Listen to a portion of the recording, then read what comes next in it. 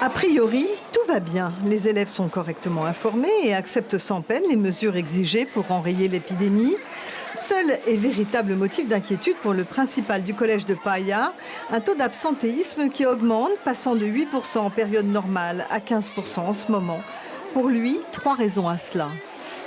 Il y a plusieurs situations. Il y a la situation de principe de précaution qui fait que des enfants qui sont malades, sous quelques égides que ce soit, les parents gardent l'enfant à la maison. Donc là, il y a une absence, on va dire, de précaution, d'accord. Il y a celle des familles qui sont plutôt inquiètes, qui ne savent pas de tout ce qu'il en retourne et qui préfèrent garder dans le nid l'enfant pour éviter qu'il soit à risque avec un environnement qu'ils ne connaissent pas forcément très bien les parents. Puis il y a une troisième situation, c'est celle des élèves qui cherchent l'opportunité de situation et qui vont utiliser la situation sanitaire comme étant l'alibi pour ne pas venir au collège. Ce dernier prétexte, une mère de famille le confirme. Oui, des jeunes avec l'aval des parents traînent dans la rue et ne sont pas du tout malades. Par rapport au Covid-19, il y en a qui prennent ça, je ne dis pas à la légère, mais il y en a qui font que les enfants sont absents, ils prennent sur le Covid.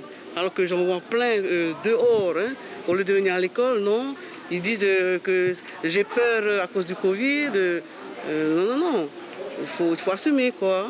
Et les conséquences sont parfois lourdes, comme en témoigne ce professeur de français. J'ai des élèves qui rentrent à peine aujourd'hui, font leur rentrée aujourd'hui en fait.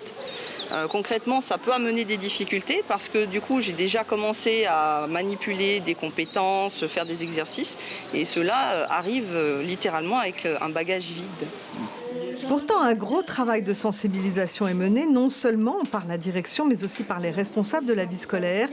Tout est mis en place pour rassurer. C'est pas évident pour nous également, mais il faut faire avec. Et puis voilà, il faut faire confiance aussi, nous faire confiance. Rien de dramatique donc pour le moment, mais il ne faudrait pas que des peurs irraisonnées ou de faux prétextes perturbent l'apprentissage des élèves. Et le pays, je vous le disais, veut convaincre les parents de ramener leur enfant en classe. Le directeur de la DG2E, Thierry Delmas, va nous le confirmer. Bonsoir. Bonsoir. Merci d'être là ce soir. Comment faire pour que les parents aient confiance ? Comment faire pour que les parents aient confiance ? Le reportage l'a bien montré. Les établissements scolaires mettent en place des mesures sanitaires, les masques.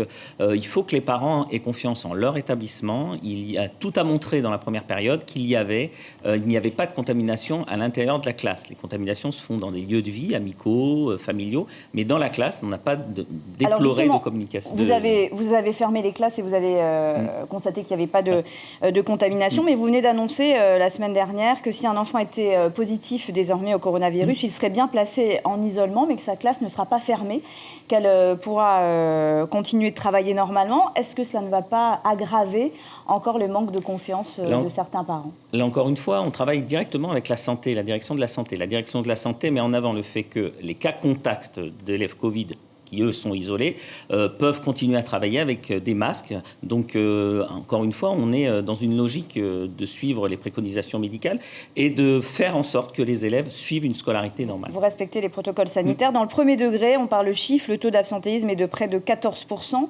Il est de 15% dans le secondaire. Ce n'est pas bon. Ça annonce forcément des résultats médiocres pour ces élèves-là, en tout cas. Aucun d'entre eux n'utilise les outils de cours à distance puisque les établissements sont ouverts.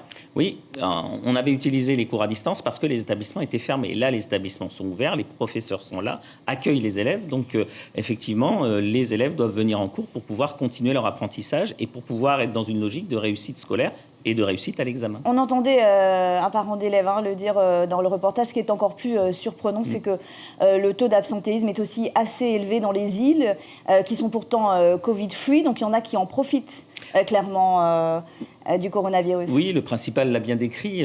Concrètement, il y a plusieurs typologie d'absentéisme, il y a quand même une frange d'élèves et de parents qui cautionnent le fait que leurs enfants ne viennent pas à l'école et qu'on retrouve en train de traîner dans la rue. Donc il ne faut pas culpabiliser les parents qui sont inquiets, il faut les rassurer. Par contre, ceux qui sont complices de laisser les élèves dans la rue et ne pas aller à l'école, là, ceux-là, il faut absolument que les parents les envoient à l'école. Et il faut dire aussi, je crois que c'est important, que les examens auront bien lieu cette année. Ah oui, dans la mesure où les établissements sont ouverts, que les cours sont dispensés, les examens se produiront normalement, à la différence de l'année dernière, suite au confinement général. Thierry Delmas, merci beaucoup d'avoir répondu à nos questions ce soir.